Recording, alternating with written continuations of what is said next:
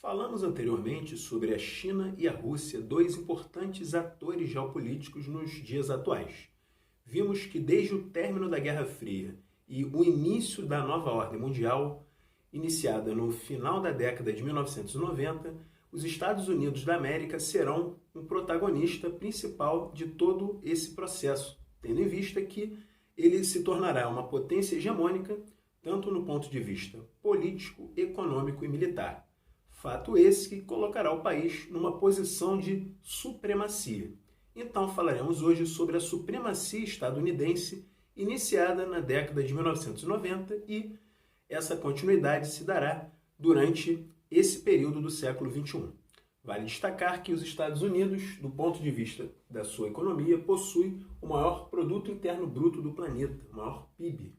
Então, isso dá ao país também o posto de maior economia do planeta, tendo em vista que, além de produzir grande quantidade de bens de consumo, e produtos industrializados, o país também é um grande consumidor de bens e serviços.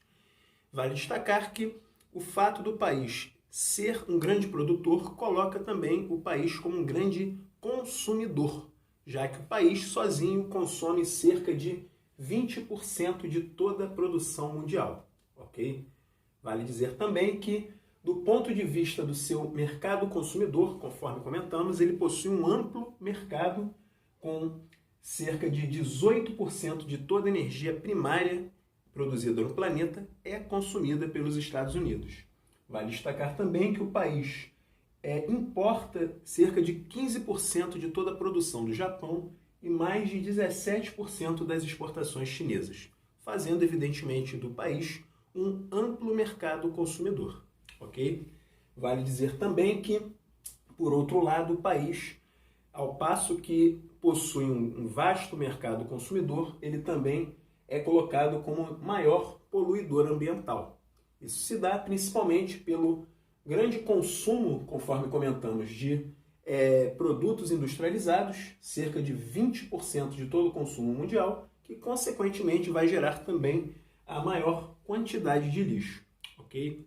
Vale dizer também que os Estados Unidos, do ponto de vista da sua economia, conforme comentamos, ele possui uma supremacia econômica frente a outros importantes países e blocos econômicos, com destaque a União Europeia, o Japão e o grupo do BRICS, países de economia emergente que envolvem, além da China e da Rússia, o Brasil, a Índia e a África do Sul, certo? Vale dizer também que o país possui uma posição privilegiada do ponto de vista da sua capacidade bélica e sua tecnologia militar. Isso faz do país, mantém o país, melhor dizendo, como uma grande potência militar. Aliás, a maior do planeta, conforme vimos em aulas anteriores. Ok? Vale destacar que essa capacidade militar do país também influencia bastante na sua política externa. A política externa dos Estados Unidos é baseada, nos últimos anos, principalmente em invasões, guerras, deposições de governo, de maneira indireta, muitas das vezes, assim como também outros fatores que veremos a seguir que vão colocar o país numa posição de potência militar. O país iniciou o século XXI como uma superpotência absoluta, cuja hegemonia indicava a construção de uma nova ordem mundial apoiada na unipolaridade. Um mundo denominado pela Pax Americana, estruturada em um poder unilateral que permitiria liberdade de ações sem consenso na construção de posições. Desde então, a política externa estadunidense foi marcada pelo unilateralismo. Podemos citar como exemplo a recusa da assinatura do Protocolo de Quioto por considerar que o acordo climático restringiria o seu desenvolvimento econômico. O país também não assinou os termos para a construção do Tribunal Penal Internacional, assim como aumentou o protecionismo comercial de alguns produtos agrícolas e industriais, prejudicando as exportações de vários países, inclusive o Brasil. Lançaram ainda uma ofensiva militar contra o Iraque, juntamente com o Reino Unido, sem a aprovação da ONU, para derrubar o governo de Saddam Hussein. Durante o século XXI, ou seja, no início desse século, o país participou de muitas ocupações e intervenções, já que os Estados Unidos reagiram ao atentado terrorista de 11 de setembro invadindo o Afeganistão. Em outubro daquele ano, atacou o país com o pretexto de eliminar terroristas lá instalado, principalmente Osama Bin Laden, líder do grupo fundamentalista Al-Qaeda, acusado de planejar o ataque. Depois de derrubar o governo afegão, liderado por religiosos islâmicos radicais ligados ao Talibã, ocuparam o país. No entanto, não havia nenhuma evidência que o país constituísse uma ameaça aos Estados Unidos ou qualquer outro país do Oriente Médio.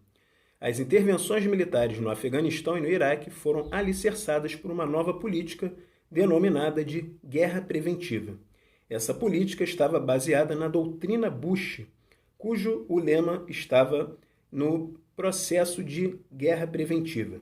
No plano interno, o Congresso dos Estados Unidos aprovou a Lei Patriota, ou o Patriot Act, formada por um conjunto de medidas que restringiriam a privacidade e as liberdades individuais garantidas pela Constituição estadunidense, como, por exemplo, leis que autorizavam uma série de medidas que atentavam contra os direitos civis, como a permissão de grampear ligações telefônicas, controlar ostensivamente a entrada de pessoas no país e prender estrangeiros suspeitos de ligações com grupos terroristas por tempo indeterminado. Vale dizer também que em 2013 foi desmascarado um amplo esquema de espionagem praticado pela NSA, Agência Nacional de Segurança dos Estados Unidos, após revelação do esquema por colaborador da NSA e ex-funcionário da CIA, em que o governo estadunidense espionou empresas e governos, além de dados pessoais de milhões de pessoas no mundo inteiro. O presidente Barack Obama, na época, justificou a espionagem como uma prática necessária para o combate ao terrorismo. Por outro lado, o fim da doutrina Bush vai permitir o início de uma ordem multipolar baseada nas relações internacionais dos Estados Unidos com outros países. O governo de Barack Obama, assumido em 2009, anunciou o fim da doutrina Bush e a adoção de medidas baseadas no princípio universal dos direitos humanos, legitimadas pelo direito internacional. Após 2 décadas de unilateralismo, os Estados Unidos terminaram a primeira década do século XXI com 2 grandes desafios: solucionar uma crise econômica, cuja dimensão não só era maior do que a ocorrida em 1929, e resgatar parte do prestígio no cenário internacional, abalado principalmente pela adoção de uma política avessa a soluções diplomáticas.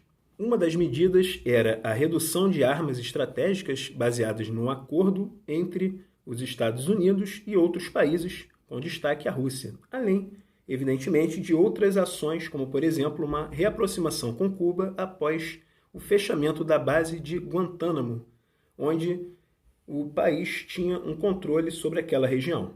Vale dizer também que os embargos econômicos direcionados a Cuba passaram a ser revistos na gestão de Barack Obama, porém, esse acordo voltou atrás e algumas medidas do presidente Obama também com a eleição de Donald Trump. Atualmente, o novo presidente Joe Biden estuda rever alguns conceitos, porém, ainda não podemos dizer exatamente o que o atual governo pensa com relação às futuras ações no campo geopolítico internacional. Ok? Quem gostou desse vídeo, deixe o seu like e inscreva-se no canal. Por hoje ficamos por aqui. Um grande abraço a todos e até lá!